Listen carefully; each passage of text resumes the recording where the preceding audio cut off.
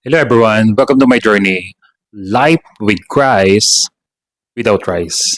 Naku, ako po ay lubos na humihingi po ng paumanhin sa lahat po ng ating mga followers at sa lahat po ng ating member ng ating community. Ah, sa kadahilanan na almost a month na hindi po tayo nakapag-upload ng ating mga vlogs regarding po sa ating mga member ng ating community, about update po sa kanilang journey. At ako po ay nagpapasalamat sapagkat nag-reach out po kayo sa akin. I am perfectly fine. Okay na okay lang po ako. Nagkataon lang na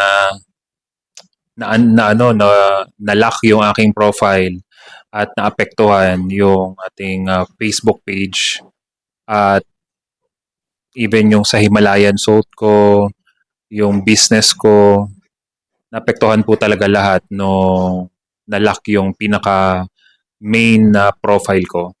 So ito po tayo ngayon, nagbibigay ng update sa ating mga member ng ating community na dahil hindi na po naayos yung ating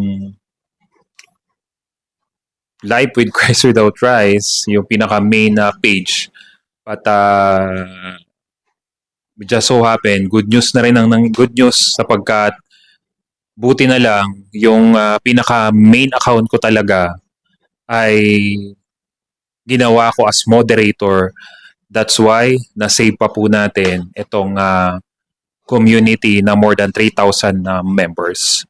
So kung may mga kaibigan po kayo, kamag-anak na hindi po nakapasok sa ating community dahil 12,000 followers po yung Facebook page na nag-aabang ng mga update na mga nire-request po nila na gawan ko ng videos. So mag-ano lang po dito, mag-join lang dito sa community at i-follow na po yung ating bagong Facebook page. So habang we're trying our best na ma-recover pa pero dahil mukhang wala na at hands up na rin yung ating mga kinokontak kung kaya pa bang i-bypass yung mga restriction ni Meta pero wala eh. Hindi na po siya ma-bypass. Ginawa ng lahat pero hindi na po talaga kinaya na ma-bypass yung mga restriction na nilagay ni Meta para ma-recover ko yung aking mga Facebook page na nakakonect dun sa main account ko.